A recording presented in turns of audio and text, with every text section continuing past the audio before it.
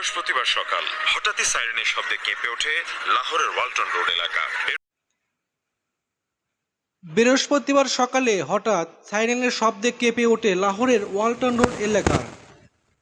এরপর শোনা যায় একাধিক বিস্ফোরণের আতঙ্ক ছড়িয়ে পড়ে পুরো এলাকায়। লাহোরের পাশাপাশি আরও বেশ কয়েকটি শহরে বিস্ফোরণ ঘটে।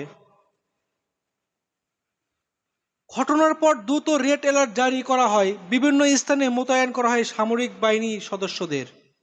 শোনা যায় একাধিক বিস্ফোরণ, আতঙ্ক ছড়িয়ে পড়ে পুরো এলাকায়। লাহোরের পাশাপাশি আরো বেশ কয়েকটি শহরে হয় বিস্ফোরণ।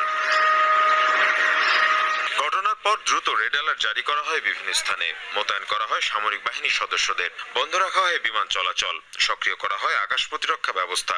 পাকিস্তান আইএসপিআর জানায়, দেশ জুড়ে ড্রোন হামলা চালিয়েছে ভারত। গুজরানওয়ালা, চকওয়াল, আত্তাক, রাওয়ালপিন্ডি, মিয়াওয়ালি এবং করাচি লক্ষ্য করে এসব ড্রোন ছোড়া হয়। সকাল 10:15টার দিকে আমার বাড়িতে বিস্ফোরণ হয়, এতে আমার বাড়ির ছাদ ধসে পড়ে। জ্যামারের মাধ্যমে এবং এয়ার ডিফেন্স সিস্টেম ব্যবহার করে ধ্বংস করা হয় বেশ কিছু ড্রোন। এছাড়াও কয়েকটি ড্রোনের বিস্ফোরণে সামরিক বেসামরিক বেশ কয়েকজন হতাহত হয়েছে বলেও জানানো হয়।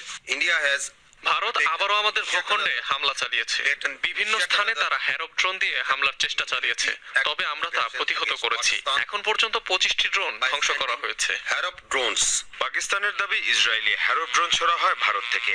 নজরদারি এবং হামলা দু কাজে ব্যবহৃত হয় এই ড্রোন। এসব হামলায় তোলপাড় শুরু হয়েছে পাকিস্তান জুড়ে।